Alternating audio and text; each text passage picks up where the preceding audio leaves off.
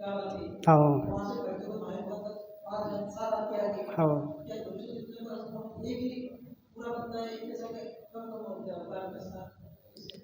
अच्छा, इनका प्रश्न है कि भगवान आदिनाथ की अवगाहना 500 धनुष थी और महावीर की अवगाहना जो है 7 हाथ हो गई, तो क्या एक से क्रम से घटती है, ऐसे ही बोल रहे हैं ना?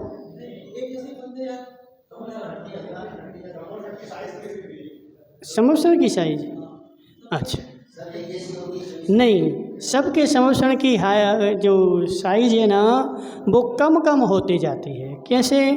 आदिनाथ की 12 योजन थी, फिर अजितनाथ की 11.5 हो गई, तो ऐसे आधा आधा योजन घट घट के महावीर भगवान के समवसरण की 1 योजन बची थी, आधा योजन घट करके।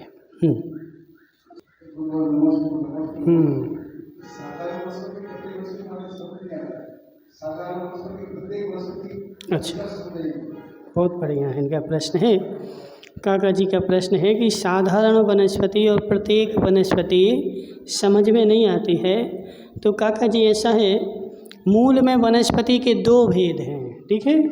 साप्रतिष्ठित वनस्पति और अप्रतिष्ठित वनस्पति। तो अप्रतिष्ठित वनस्पति कौन होती है? जिसके आश्रय से साधारण जीव नहीं रहते हैं, यानी एक शरीर का एक ही स्वामी होता है, उसको अप्रतिष्ठित वनस्पति कहते हैं। और जैसे कि आम है, केला है, नारियल है, ये सब अप्रतिष्ठित वनस्पति हैं। और जिस वनस्पति में एक के आश्रय से अनंत जीव होते हैं, ठीक है, तो वो वनस्पति कहलाती है साप्रतिष्ठित वनस्पति। और उसके आश्रय से जो अनंत जीव हैं उनको बोलते हैं साधारण जीव। जैसे आलू है, तो आलू कौन सी वनस्पति है? साप्रतिष्ठित वनस्पति। और उसमें जो अनंतानंत जीव अंदर बैठे हैं उनको बोलते हैं साधारण वनस्पति। वो उसके ही अंदर पाई जाती है, उसके आश्रय से होती है, ठीक है?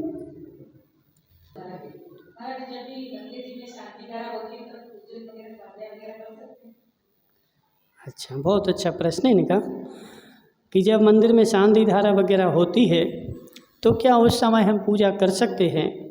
तो माता, उस शास्त्रों का नियम तो ऐसा है कि पहले अभिषेक करो, शांति धारा करो, उसके बाद निर्वित्र होकर के शांति से भगवान की पूजन करो। एक साथ 2 काम नहीं करना, क्योंकि एक साथ 2 काम करोगे तो मन में आकुलता बनी रहेगी।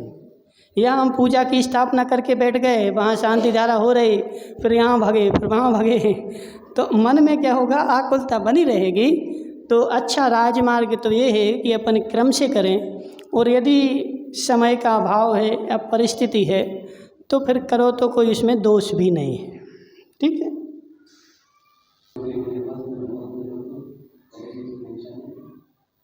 जब आदिनाथ भगवान को जन्म दिया हुआ और जब समवसरण में विराजमान थे, भरत चक्रवर्ती ने सूचना रखी और भगवान के समवसरण में गए, तो कुछ 16 क्वेश्चन प्रश्न देख गए थे वो।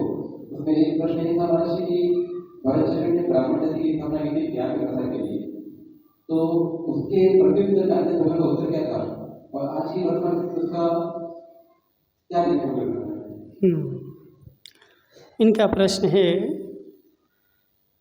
कि भरत भगवान आदिनाथ के समवसरण में गए थे, तो भरत ने ब्राह्मणों की रचना करी थी, स्थापना करी थी, तो भगवान ने उत्तर दिया था कि हे भरत, तुमने जो ब्राह्मणों की स्थापना की है, यह कालांतर में ब्राह्मण जो है धर्म से भ्रष्ट हो जाएंगे, और इन्हीं ब्राह्मणों के द्वारा जैन धर्म को क्षति पहुंचाई जाएगी, और यह धर्म से विमुख होकर के सच्चे धर्म का विरोध करेंगे, और यह तुमने अच्छा काम नहीं किया है। और चूँकि पंचम काल है और वो होनी थी, इसलिए भरत ने स्थापना कर दी, और आगे चल के वो ब्राह्मण जो हुए वो सब अलग हो गए और भ्रष्ट हो गए, और भ्रष्ट होकर के उन्होंने अपना नया संप्रदाय चला दिया।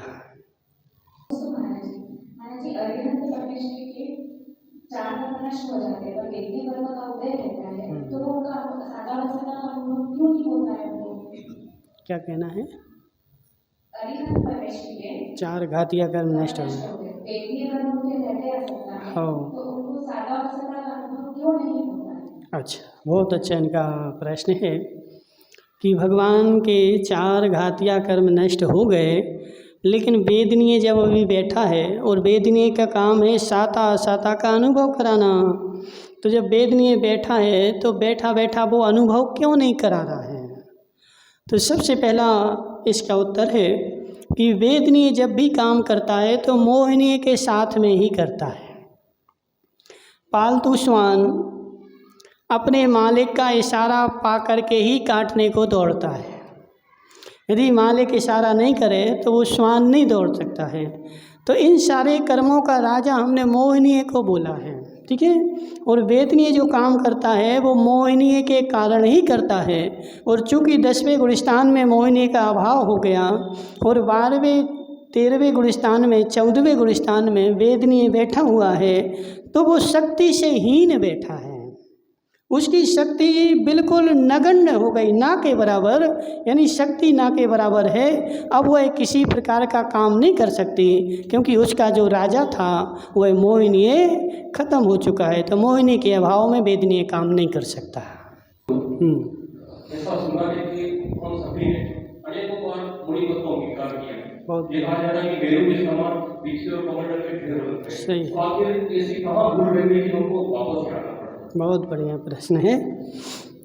इनका प्रश्न है कि हमने ऐसा सुना है कि हमने अनंत बार, कई बार, अनंत बार मुनि पद को धारण कर लिया, और मुनि पद को धारण करने के बाद भी हम इस संसार में घूम रहे, तो कहाँ भूल रह गई? तो इसमें ऐसा है कि हे जीव, तूने मुनि पद को तो धारण किया, लेकिन मुनि भाव को धारण नहीं किया। यदि मुनि भाव को एक भी बार धारण कर लेता तो फिर अनंत संसार में भटकन नहीं होती। मैंने मुनि पद धारण किया, अनंत बार किया, और चूँकि जो पंच परावर्तन हमारा संसार में परिभ्रमण चल रहा है, उस पंच परावर्तन के परिभ्रमण में भी मुनि पद अनंत बार आता है। क्योंकि ग्रेविक जाना है ना, तो ग्रेविक वही जाता है जो मुनि पद को धारण करता है। तो मुनि पद जाने के लिए अनंत परावर्तन, पंच परावर्तन में ग्रेविक जाने के लिए मुनि पद धारण करना पड़ता है। लेकिन हमने सम्यक्त के साथ मुनि पद धारण नहीं किया, सम्यक्त में भूल रह गई, तत्व के निर्णय में भूल रह गई, तत्व का भाव समझने में भूल रह गई, और भूल के साथ धर्म किया, इसलिए संसार में भटकते रहे। इसलिए तत्व को समझ के धर्म करोगे तो संसार में भटकन नहीं होगी, ठीक है। कौन अंग है उसको भी उपगुण जो अंग है ना, उसको भी मतलब दोषों को ढंका बोलते, और जो स्थितिकरण है उसमें भी उसमें स्थिति में लाने मतलब लाने के लिए उसमें भी दोषों को ढंका। तो दोनों में क्या अंतर हुआ है? हाँ, बहुत अच्छा प्रश्न है। इनका प्रश्न है कि उपगुहन में और स्थितिकरण में क्या भेद है, ठीक है। तो उपगुहन जो है उसमें दूसरे के दोषों को ढकना है। ढकना है मतलब लोक में उनके प्रचार नहीं करना है, लेकिन हम उसके दोषों को ढकते रहेंगे तो वो तो जो है उग्र होता जाएगा। एक दोष करेगा, हमने ढक दिया, 2 करेगा, ढक दिया, 3 करेगा, ढक दिया, तो वो करता जाएगा। तो उसके पूर्व के दोषों को तो ढकना है, लेकिन वो आगे नहीं करे, इसके लिए उसका स्थितिकरण करना है, यानी उसको समझाना है। आगे वो नहीं कर पाए, ठीक है, आगे नहीं करे, इसका नाम है स्थितिकरण। और पूर्व में जो किए थे उनको ढक देना उपगुहन है। अच्छा, इनका प्रश्न है कि कायोत्सर्ग कैसे करना चाहिए, ठीक है। तो सबसे मुख्य बात क्या है कि कायोत्सर्ग का मतलब होता है काय से उत्सर्ग करना, यानी काय से ममत्व का त्याग करना। और उत्कृष्ट जो कायोत्सर्ग होता है वह 27 श्वासोच्छ्वास प्रमाण, इस काय से, शरीर से ममत्व का त्याग कर देना, उसमें नमोकार मंत्र नहीं पढ़ना, ठीक है। कहीं भी आगम में कायोत्सर्ग की परिभाषा ऐसी नहीं है कि नमोकार मंत्र पढ़ना। कायोत्सर्ग मतलब उतने समय के लिए हाथ पे हाथ धर के बैठ गए और शरीर से ममत्व का त्याग कर दिया। 27 श्वासोच्छ्वास प्रमाण, शरीर से ममत्व का त्याग, मच्छर काटे, गर्मी लगे, पसीना आए, उतने समय सहन करना, यही वास्तविक कायोत्सर्ग है। हाँ, हाँ बोलो। पूजा करते स्थापना करते तो कोई आके गिरा देता स्थापना में कोई दोष लगता है? अच्छा, इनका प्रश्न है कि पूजा करते हैं और स्थापना करते हैं तो कोई आकर के गिरा देता है तो क्या दोष लगता है? तो उसमें बराबर दोष लगता है। क्यों लगता है? क्योंकि हमने ठौना पर अपने आराध्य की स्थापना की है और उस स्थापना को जब तक निष्ठापन ना हो जाए तब तक उसका सम्मान होता है। यदि बीच में तुमने लुढ़का दिया, उसको गिरा दिया, तो वह उनका अपमान है, आराध्य का अपमान कहलाता है। इसलिए अपनी ठौना को संभाल के रखना चाहिए। अच्छा, बहुत बढ़िया है। इनका प्रश्न है कि 16 कारण भावनाओं में एक प्रवचन वात्सल्य है और एक प्रवचन भक्ति है, तो इन दोनों में क्या अंतर है? तो सबसे बड़ा बात आ रही कि प्रवचन वात्सल्य मतलब अपने साधर्मी के प्रति मेरा वात्सल्य भाव होना चाहिए, यानी मैत्री भाव होना चाहिए, समानता का भाव होना चाहिए। और भक्ति का मतलब होता है भूता भूत गुणोद भावनोद भक्ति, यानी भक्ति का मतलब है कि उनके गुणों को अंगीकार करना। ठीक है, तो भगवान ने प्रवचन में जो महाव्रत अणुव्रत इनका जो स्वरूप कहा है उनको शक्ति के अनुसार स्वीकार करना प्रवचन भक्ति है। और साधर्मी के प्रति या प्रवचन वात्सल्य मतलब जो हमारे प्रवचन सुनने वाले हैं, जिनवाणी सुनने वाले हैं, उन सभी के प्रति वात्सल्य भाव रखना प्रवचन वात्सल्य है। अच्छा, बहुत अच्छा है, शास्त्रीय प्रश्न है। भगवान के समवसरण में आर्य का गणधर क्यों नहीं हो सकती?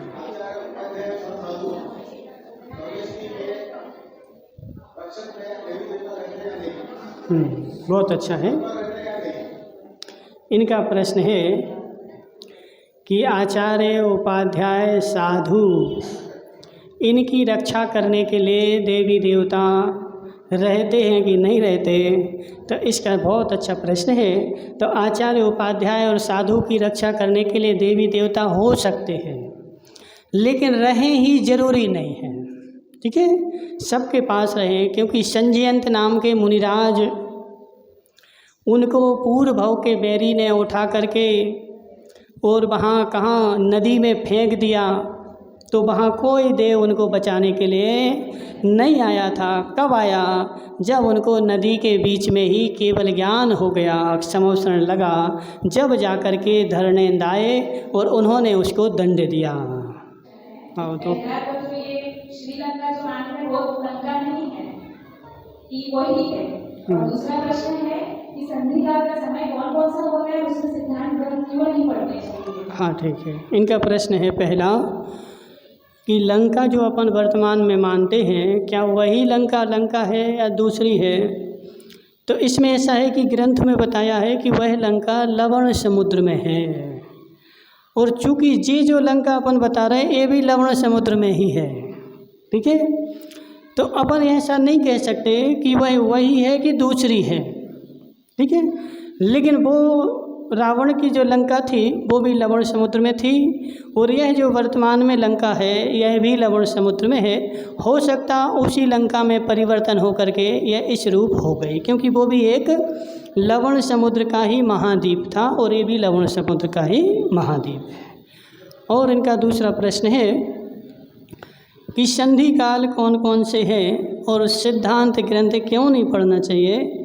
तो संधि काल जो होते हैं वो 4 होते हैं 24 घंटे में, जो हर 6 घंटे बाद आता है। ठीक है, तो संधि का मतलब होता है जोड़ का काल, जब रात होने वाली हो और दिन ढलने वाला हो, तो रात और दिन को जोड़ होता है। उसके 24 मिनट रात के ले लो और 24 मिनट दिन के ले लो, तो उसको 48 मिनट को बोलते हैं संधि काल। सुबह सुबह जब रात ढलने वाली होती है और सुबह होने वाला होता है, तो उस समय के 48 मिनट, और उनके बीच में के 48 मिनट, सूर्य उदय से लेकर सूर्य अस्त के बीच के 48 मिनट ले लो, उसको संधि काल बोलते हैं। और मध्य रात्रि के 48 मिनट उनको संधि काल बोलते हैं। तो चूँकि आगम की आज्ञा है इन संधि कालों में सिद्धांत ग्रंथ नहीं पढ़ना, क्योंकि यह अकाल है। और अकाल क्यों है? क्योंकि यह जो काल होता है वह काल स्तुति का होता है, वंदना का होता है, चिंतन के लिए होता है। संधि काल सिद्धांत ग्रंथों के पढ़ने के लिए नहीं होता, क्योंकि उस समय सूर्य की गति वगैरह या काल जो होता है उस समय उस काल का दुष्प्रभाव पड़ता है। हाँ हाँ हाँ हाँ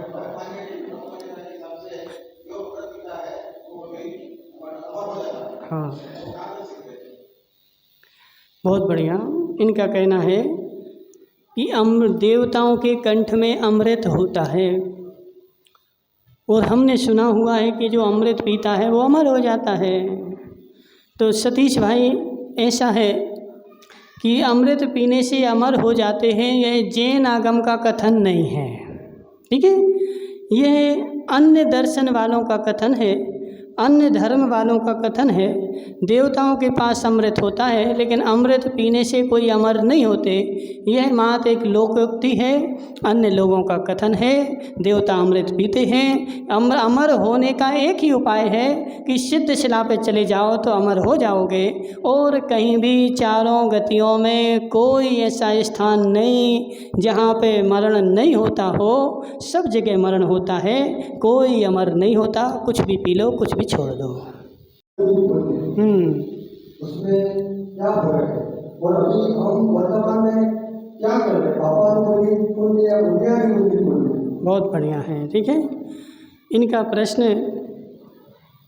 कमलेश भाई का बहुत अच्छा है, शास्त्रीय प्रश्न है कि पुण्यानुबंधी पुण्य और पापानुबंधी पुण्य, ठीक है। तो कमलेश भाई, पुण्यानुबंधी पुण्य का मतलब क्या है कि पुण्य के अनुबंध में पुण्य का ही बंध करना। पुण्य का उदय चल रहा है और उसके उदय में भी पुण्य का ही बंध करता है, तो उसको पुण्यानुबंधी पुण्य कहते हैं। और पुण्य के उदय में पाप का बंध करता है तो पुण्यानुबंधी पाप कहलाता है।